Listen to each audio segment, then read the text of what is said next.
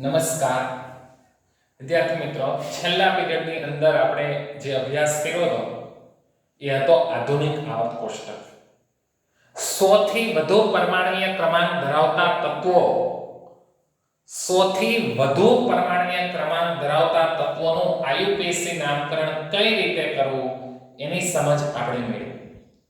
એના આધારે કોયડા નંબર 3.1 જુઓ. કોયડા નંબર 3.1 કે 120 પરમાણ્વીય ક્રમાંક ધરાવતું તત્વ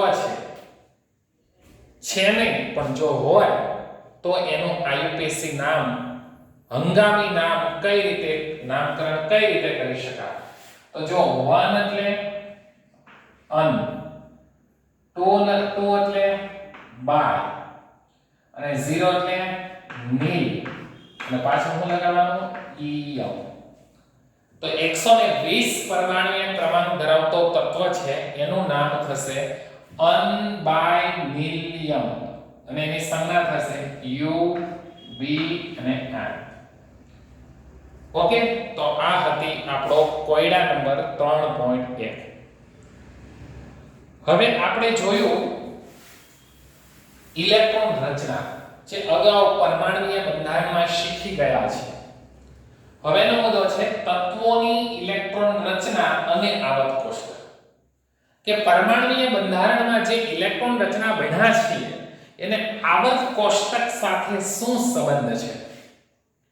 કે કોઈ પણ પરમાણુમાં ઇલેક્ટ્રોન રચના છે એ મુખ્યત્વે 4 ક્વોન્ટમ આંકને આધારે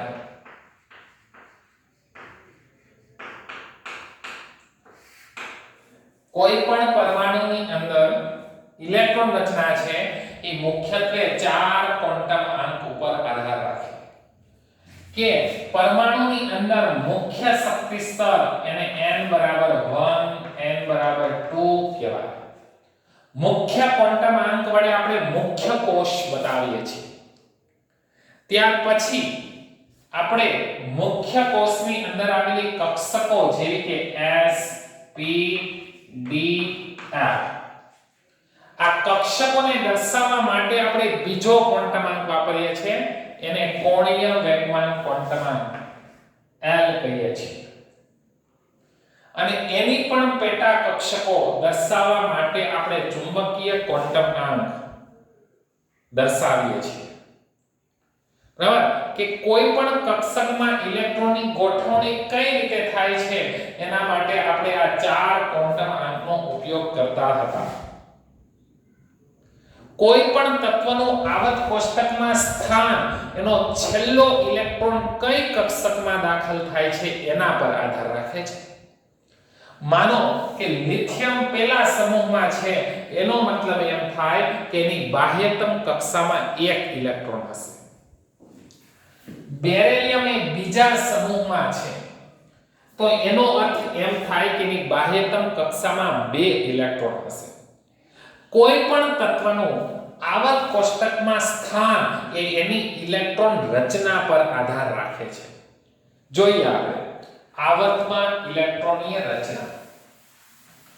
કે આવર્તમાં ઇલેક્ટ્રોનની રચના કઈ રીતે છે.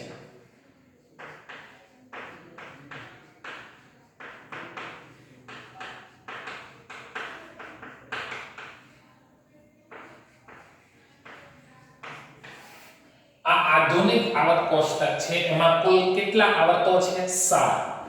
આ પ્રથમ આડી હરોળ, પ્રથમ આવર્ત, બીજો આવર્ત, આ ત્રીજો આવર્ત, આ ચોથો આવર્ત, પાંચમો આવર્ત, છઠ્ઠો આવર્ત અને એના નીચે સાતમો આવર્ત. કુલ 7 આવર્ત છે. આવર્ત ક્રમ છે, આવર્ત ક્રમ છે ઈ બાહ્યતમ કક્ષામાં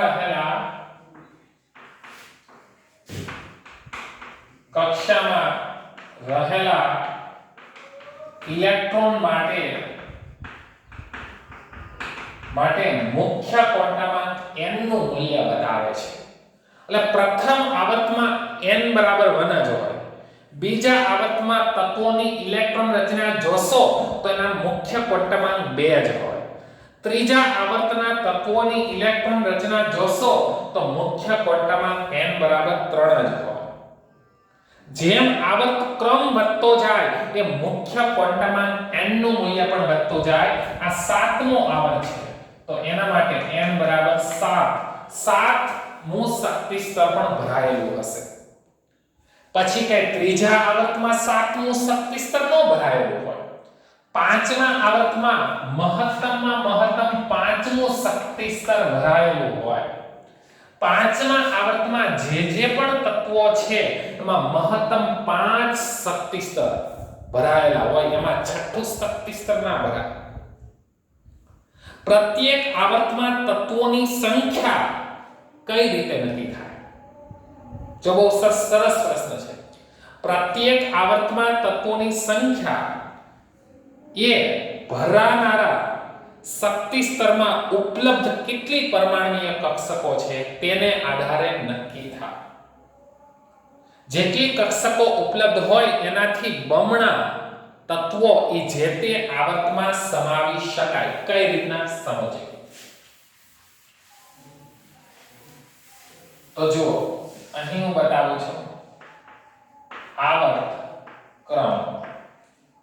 પ્રથમ આવર્ત, પછી બીજો આવર્ત, ત્રીજો, ચોથો, પાંચમો, છઠ્ઠો અને સાતમો. તો પ્રથમ આવર્ત છે એમાં બે તત્વોનો સમાવેશ થાય છે.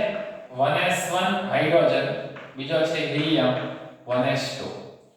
તો પ્રથમ આવર્તમાં ભરાવા માટે ઉપલબ્ધ કક્ષકો કેટલી?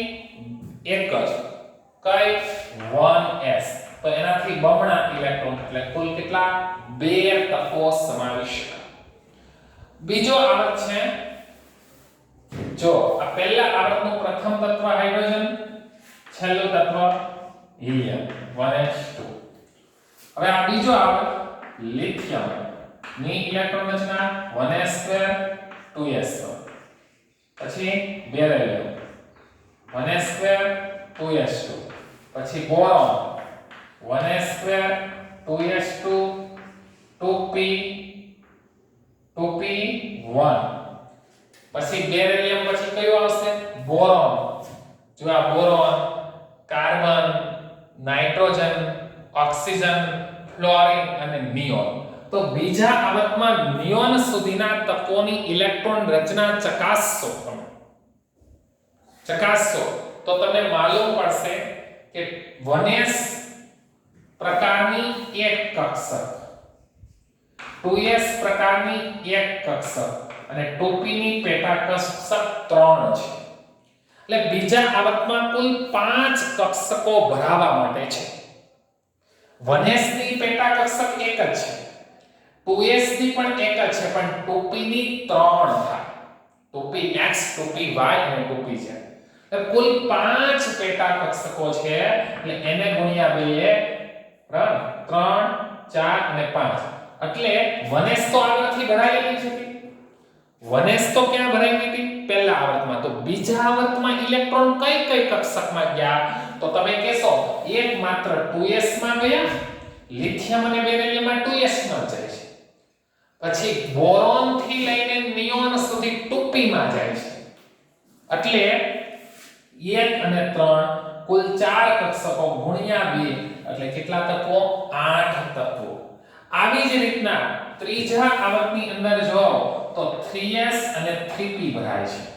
3s ની એક કક્ષક અને 3p ની 3. ત્રીજા આવર્તમાં કુલ 4 કક્ષકો ભરાય છે. એના બમણા એટલે 4 ગુણ્યા 2. તો ત્રીજા આવર્તમાં પણ તત્વોની સંખ્યા 8 છે. હવે આપણે જોઈએ ચોથા આવર્તમાં. જો ચોથા આવર્તમાં જે પોટેશિયમ અને કેલ્શિયમ છે એમાં 4s ભરાય છે. પછી સ્કેન્ડેનિયમ થી લઈને ઝિંક સુધી છે એમાં 3d ભરાય છે અને પછી 4p ભરાય છે. આ 3 કક્ષકો ચોથા આવર્તના તત્વોમાં ભરાય છે. તો 4s ની પેટા કક્ષક કેટલી? 1. 3d ની કેટલી 5 અને 4p ની કેટલી 3 5 ને 3 8 8 ને 9 9 ગુણ્યા 2 એટલે કુલ 18 ઇલેક્ટ્રોન ચોથા આવર્તમાં આવેલા છે. પ્રિય વિદ્યાર્થી મિત્રો, તમે સમજી શકાશો કે જેટલી કક્ષકો ભરાય એનાથી બમણા ઇલેક્ટ્રોન જે તે આવર્તમાં આવેલા હોય છે. હવે શરૂઆત ક્યાંથી થાય છે ને અંત ક્યાંથી થાય છે એ આપણે જોઈએ. તો પહેલા હું તમને તત્વોની સંખ્યા બતાવી દઉં. પહેલા આવર્તમાં 2, બીજા આવર્તમાં 8, ત્રીજા આવર્તમાં 18, ચોથામાં 6માં 18, છઠ્ઠામાં 32 અને સાતમા આવર્તમાં પણ 32 તત્વોનો સમાવેશ થાય છે. હવે આવર્ત ક્યાંથી શરૂઆત થાય છે ક્યાંથી પૂરો થાય છે એ સમજવા માટે પ્રથમ સમૂહ અને 18મો સમૂહ આવડવો જોઈએ. તો જુઓ અહીંયા સમૂહ નંબર 1 લખી નાખો હાઇડ્રોજન. પછી લખો છો તમને એક ટ્રીક આપું છું તમને. પ્રથમ સમૂહ છે એનું ટ્રીક છે લિસોપોરોસિકલ.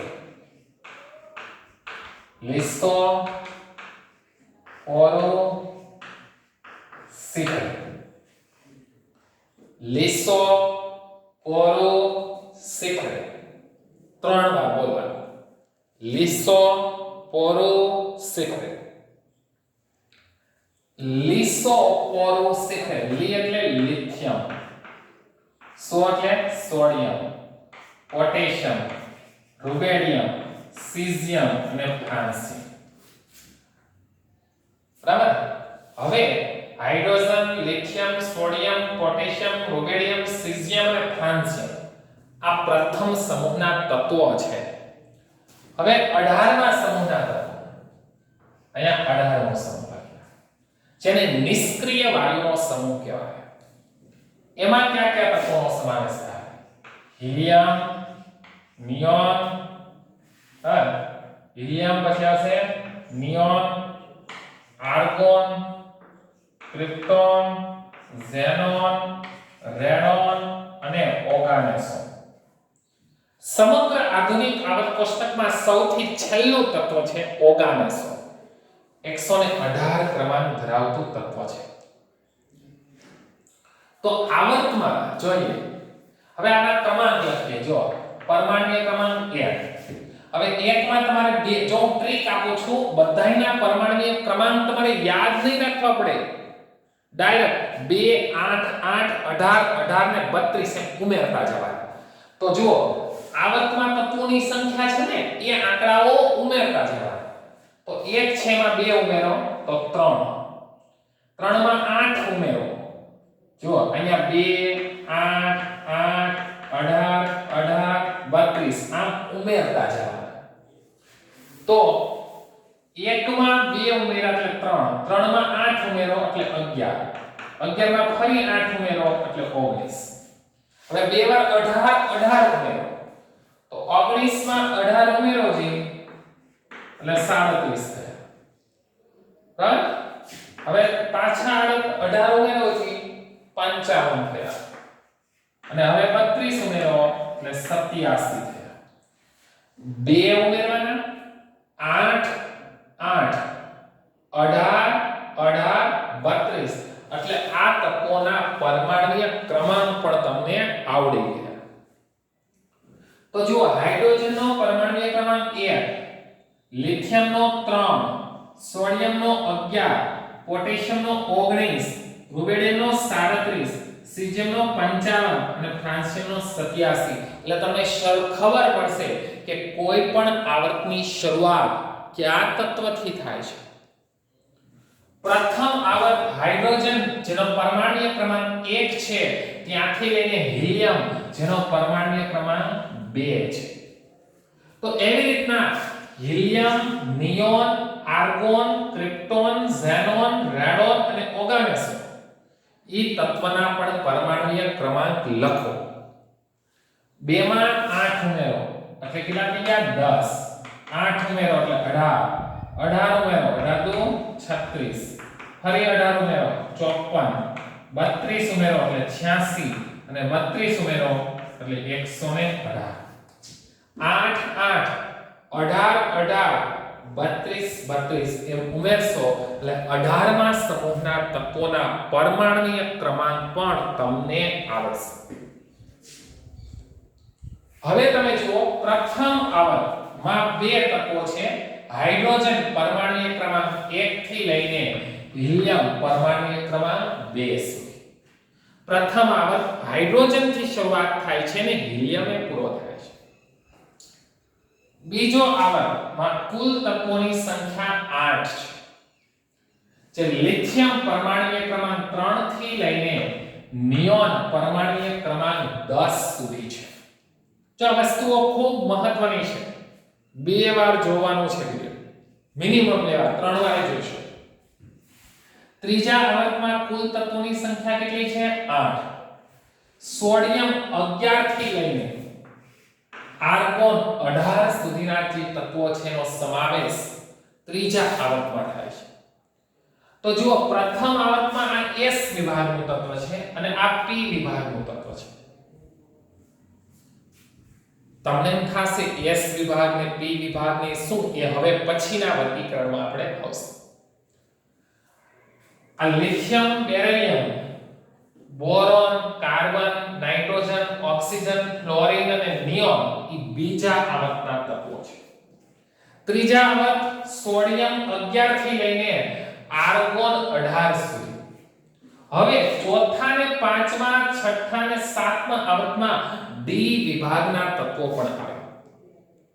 D વિભાગના તત્વો એટલે એવા તત્વો કે જેની ઇલેક્ટ્રોન રચનામાં છેલ્લો ઇલેક્ટ્રોન D કક્ષકમાં દાખલ થતો. D વિભાગના તત્વો કોને કહેવાય? જો આ આધુનિક આવર્ત કોષ્ટકમાં તમને આ ગુલાબી કલરનો જે ભાગ દેખાય છે આ બધા 10 10 10 અને 10 કુલ 40 તત્વોમાં છેલ્લો ઇલેક્ટ્રોન D કક્ષકમાં દાખલ થતો હોવાથી એને D વિભાગના તત્વો પણ કહેવાય. તો ચોથા આવર્તમાં કુલ કેટલા તત્વો છે? 18 તત્વો. જો પોટેશિયમ અને કેલ્શિયમ બે S વિભાગના છે કારણ કે માં છેલ્લો ઇલેક્ટ્રોન S કક્ષકમાં દાખલ થાય છે. Scandium, titanium, vanadium, chromium, manganese, iron, cobalt, nickel, copper, zinc એમાં છેલ્લો ઇલેક્ટ્રોન D કક્ષકમાં દાખલ થાય છે એટલે D વિભાગના તત્વો છે. ગેલિયમ, ઝર્મેનિયમ, આર્સેનિક, સિલેનિયમ, બ્રોમિન અને ક્રિપ્ટોન એ P વિભાગના તત્વો છે કારણ કે એમાં છેલ્લો ઇલેક્ટ્રોન P કક્ષકમાં દાખલ થાય છે. ચોથા આવર્તની અંદર પોટેશિયમ 19 થી લઈને ક્રિપ્ટોન 36 સુધીના તત્વો છે એ ચોથો આવર્ત છે. ચોથી આડી હરોળ છે. કેવી છે? ચોથી આડી હરોળ છે. પાંચમી આડી હરોળમાં જુઓ રૂબેડિયમ 37 થી લઈને ઝેનોન 54 સુધી. તો આપણે જોયું કે પહેલા આવર્તમાં S માં જ ઇલેક્ટ્રોન જાય છે. બીજા અને ત્રીજા આવર્તમાં S ઉપરાંત P માં પણ ઇલેક્ટ્રોન દાખલ થાય છે. ચોથા અને પાંચમા આવર્તમાં જો ઇટરિયમ છે 39 થી લઈને 48 સુધીનું કેડમિયમ તત્વ છે. એમાં ઇલેક્ટ્રોન D કક્ષકમાં પણ દાખલ થાય છે. બરાબર? તો ચોથો અને પાંચમો આવર્તમાં એવા તત્વો છે S માં ઇલેક્ટ્રોન છે, P કક્ષકમાં છે અને D કક્ષકમાં પણ ઇલેક્ટ્રોન દાખલ થાય છે. હવે છેલ્લા બે આવર્ત, છઠ્ઠો આવર્ત અને સાતમો, એમાં કુલ કેટલા તત્વો છે? 32. છઠ્ઠો આવર્ત એટલે સીઝિયમ 55 થી લઈને રેડોન 86 સુધીના તત્વો. છઠ્ઠો આવર્તની શરૂઆત ક્યાંથી થાય છે? સીઝિયમ 55 થી લઈને રેડોન 86 કુલ 32 તત્વો આવેલા છે. તો મને સમજાવવો જોઈએ કે છઠ્ઠા આવર્તમાં 32 તત્વો છે એના ભાગ કેમ પાડીશું? તો આ બે તત્વો છે એમાં S માં ગયા. તો ચલો અહીંયા હું ભાગ પાડું છું. 32 તત્વો છે છઠ્ઠો આવર્તમાં માં 2 s વિભાગના તત્વો કયા કયા તો સીઝિયમ અને બેરિયમ પછી આ લેન્થેનમ આવે જો બેરિયમ છે ને એનો પરમાણ્વીય ક્રમાંક 56 છે જો અહીંયા દેખાય છે બેરિયમ હા અહીંયા 56 દેખાય છે હવે આ લેન્થેનમ છે ને અહીંયા છે જો આ સ્થાન ખાલી દેખાય છે ને જો આ 57 નંબર છે 1 2 3 4 5 6 7 8 9 ને 10 તત્વો છે એમાં d માં ઇલેક્ટ્રોન જાય છે તો અહીંયા લખી નાખો 10 સ્મોલ d કક્ષકમાં ઇલેક્ટ્રોન જાય છે d વિભાગના તત્વો છે એને સંક્રાંતિ તત્વો કહેવાય જો આ ગુલાબી કલરના જે પણ તમે 40 તત્વો દેખાય છે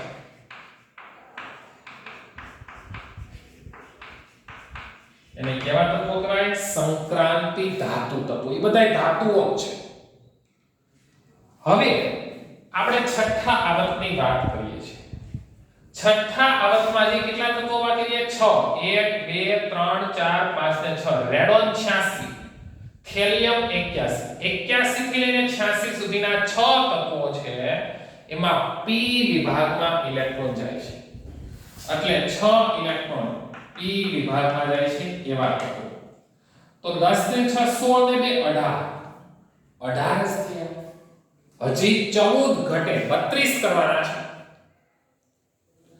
છઠ્ઠા આવર્તમાં કુલ કેટલા તત્વો છે 32 તો તમને થાય કે છઠ્ઠા આવર્તમાં બાકીના 14 તત્વો ક્યાં છે તો જો અહીંયા નીચે બતાવ્યા છે આ લેન્થેનમ છે ને ઉપર રાખવાનું છે લેન્થેનમ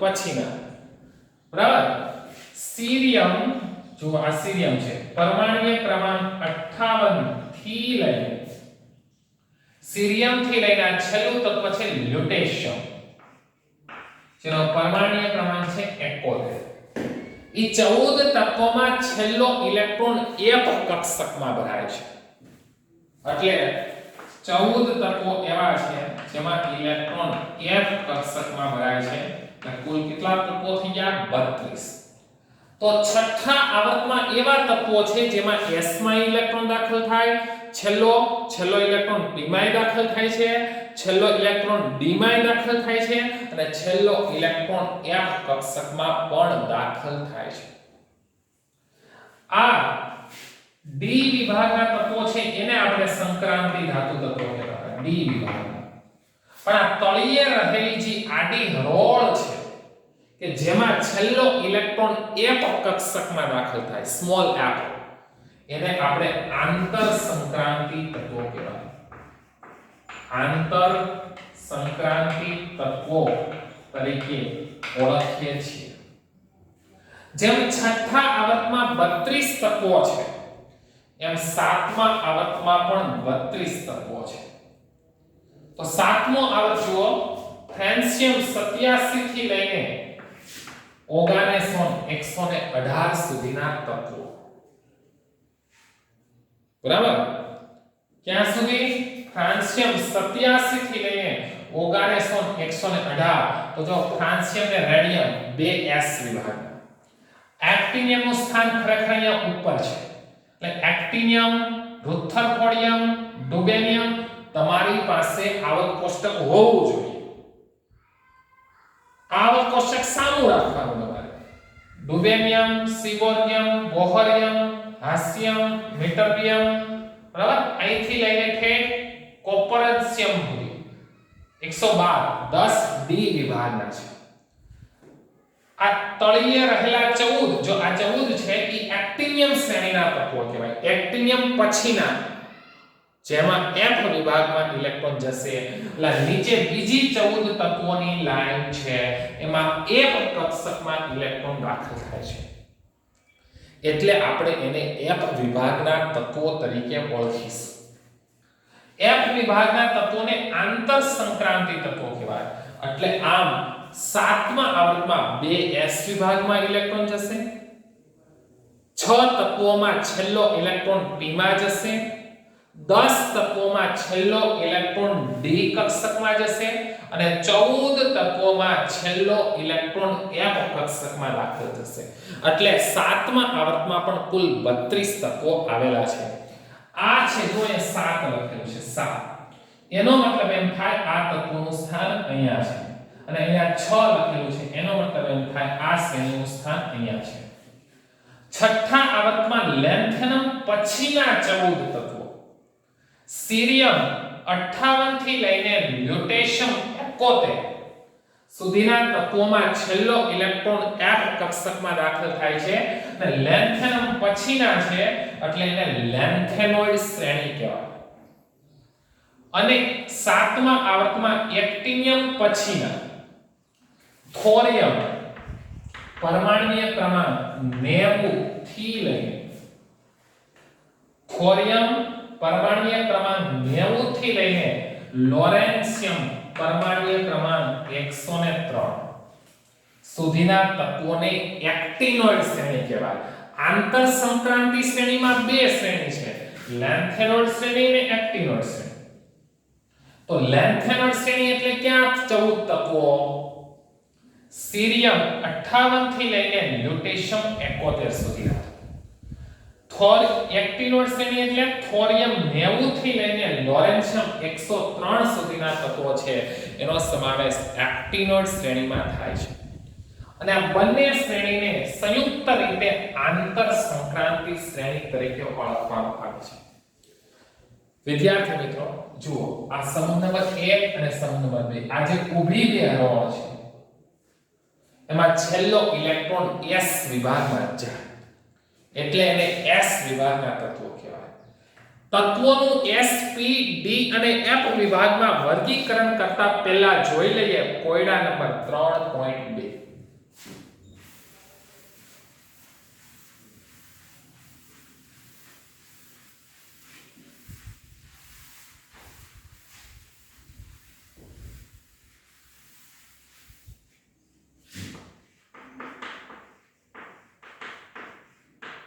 ચલો કોયડા નંબર 3.2 માં શું કહે છે?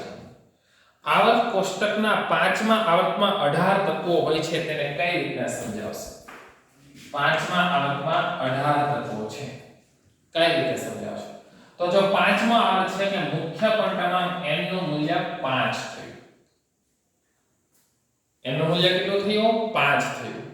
તો કોઈ પણ આવર્તમાં s કક્ષક અને p કક્ષકના ક્વોન્ટમ સરખા હોય છે. એટલે 5મા આવર્તમાં 5s કક્ષક હશે અને 5p કક્ષક હશે. પણ 5મા આવર્તમાં d કક્ષક હોય તો નો ક્વોન્ટમાંકનું મૂલ્ય 1 અંક ઓછું હોય છે. 1 અંક ઓછું હોય છે. એટલે એમાં કઈ d હશે? 4d. એટલે આ ત્રણ પ્રકારની કક્ષકો ભરાય છે. n બરાબર કેટલા થયા? 5. હવે n બરાબર 5 હોય તો બીજો અંદાજ એમ લઈ શકાય કે n બરાબર 0 1 2 3 4 આવા મૂલ્યો થશે. બરાબર? ત્યારે પ્રાપ્ય કક્ષકો કઈ કઈ છે? 5s 5p અને 4d. તો જો s માં કેટલા આવે? 2, p માં 6 અને d માં 10. એટલે કુલ કેટલા ઇલેક્ટ્રોન? 18 ઇલેક્ટ્રોન સમાઈ શકે. હવે હું તમને આ કોયડાને આધારે બતાવી દઉં કે પ્રત્યેક આવર્તમાં કઈ કઈ કક્ષકો હોય. તો જુઓ, આ પહેલો આવર્ત, બીજો આવર્ત, ત્રીજો આવર્ત, ચોથો આવર્ત, પાંચમો આવર્ત, છઠ્ઠો આવર્ત અને સાતમો આવર્ત. પ્રથમ આવર્તમાં 2 જ ભરાય. શા માટે? કારણ કે 1s કક્ષક એક જ હોય. બીજા આવર્તમાં 8 જ ભરાય કારણ કે 2s ભરાય અને 2p ભરાય. ત્રીજા આવર્તમાં 3s અને 3p બે જ ભરાય. એટલે આમાં 2 આમાં 6 એટલે એમાં 8 જ સમાય. હવે ચોથા આવર્તમાં 18 તત્વો સમાય. કઈ રીતે સાબિત કરશો? તો તમે કહેશો સાહેબ 4s ભરાય, 4s 4p ઉપરાંત d કક્ષક પણ ભરાય, પણ d ના મુખ્ય ક્વોન્ટમાંકનું મૂલ્ય 1 ઓછું લેવાનું.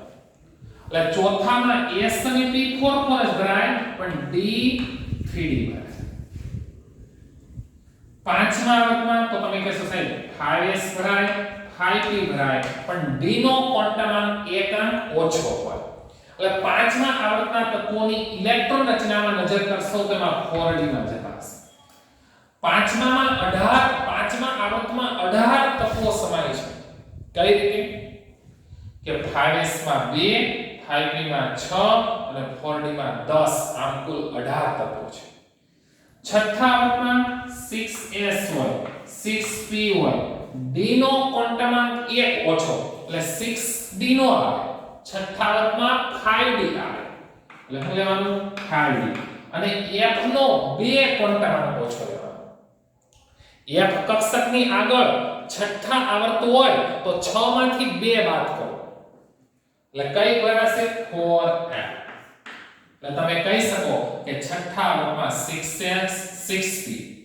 s અને p નો ક્વોન્ટમાંક આવર્ત નંબર જેટલો જ લેવો d કક્ષકનો ક્વોન્ટમાંક આવર્ત નંબર કરતા 1 ઓછો લેવાનો અને f કક્ષકનો ક્વોન્ટમાંક આવર્ત નંબર કરતા 2 અંક ઓછો લેવાનો એટલે છઠ્ઠા આવર્તમાં તમારે f ભરવી હોય તો 4f આવે તો સાતમા આવર્તમાં તમારે f ભરવી હોય તો 2 અંક ઓછો એટલે કઈ f ભરાય 5f ભરાય એટલે સાતમા આવર્તમાં 7s 7p 6d d નો 1 અંક ઓછો અને 5 મળે આ કક્ષકોના ક્રમને લેખા એ મુજબ તમે કોઈ પણ પ્રશ્નનો ઉત્તર આપી શકશો કે કોઈ પણ આવર્તમાં કુલ કેટલા તત્વો સમાય શકે એનો જવાબ આ પ્રશ્નને આધારે તમે આપી શકશો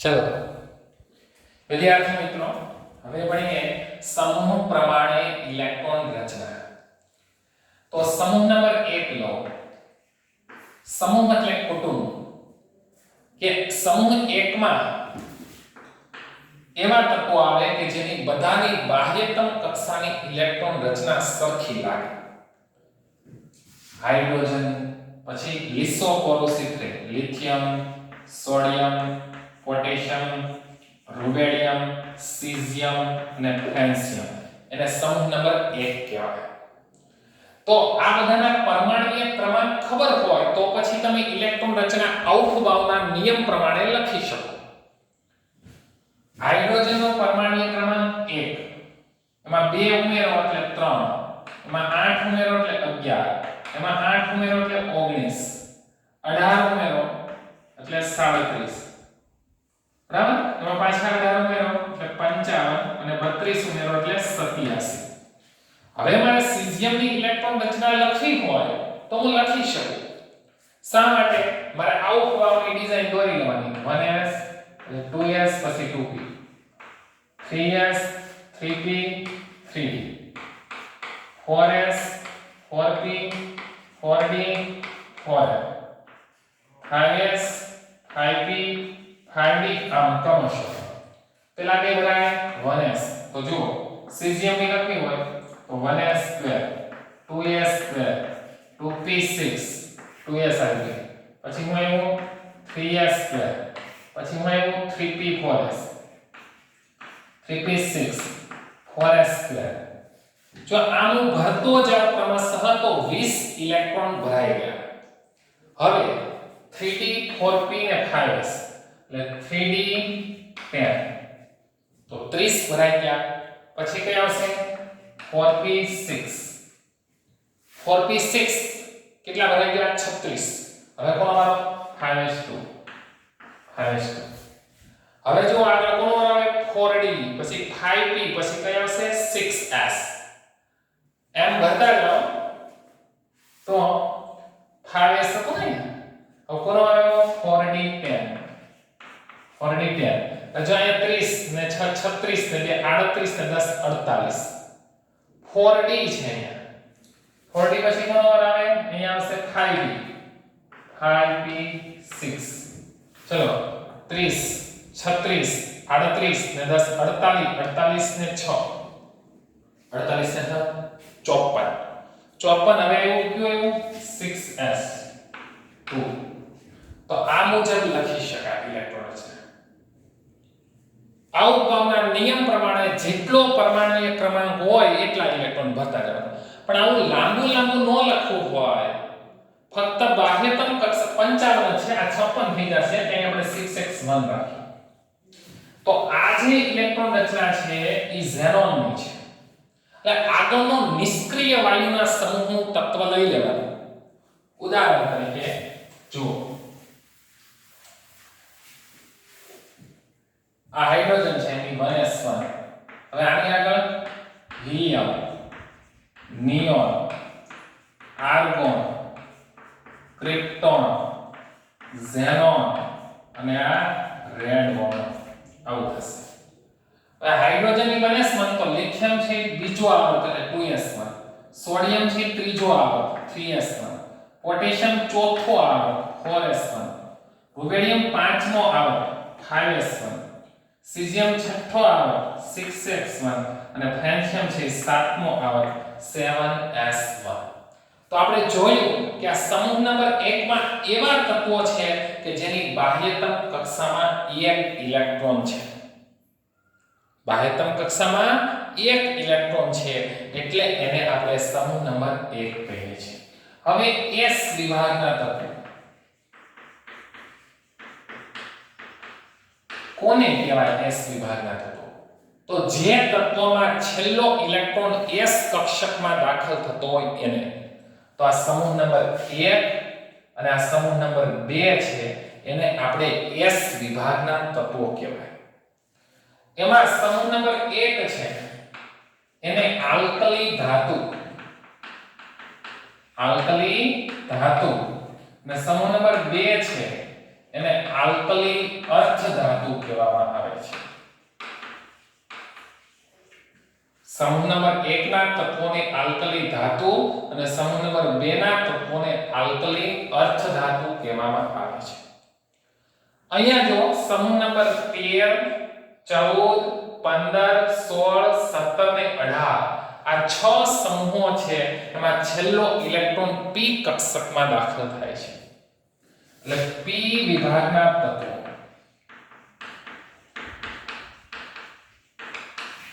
કોને p વિભાગના તત્વો કહેવાય? કે જે તત્વોમાં છેલ્લો ઇલેક્ટ્રોન p કક્ષકમાં દાખલ થતો હોય. તો આધુનિક આવર્ત કોષ્ટકમાં સમૂહ નંબર 13, 14, 15, 16, 17 અને 18 કુલ 6 સમૂહ એવા છે તેમાં છેલ્લો ઇલેક્ટ્રોન p કક્ષકમાં દાખલ થાય છે એટલે એને p વિભાગના તત્વો તરીકે ઓળખવામાં આવે છે. આ સમૂહ નંબર 1 છે એ સામાન્ય ઇલેક્ટ્રોન રચના ns1 છે. તો સમૂહ નંબર 2 છે એની ઇલેક્ટ્રોન રચના ns2 થાય. આ 13મો સમૂહ છે p વિભાગનો એની ઇલેક્ટ્રોન રચના ns2 np1, 14માં np2, 15માં np3 એમ ક્રમશઃ 18 સુધી પહોંચશો તો ns2 np6.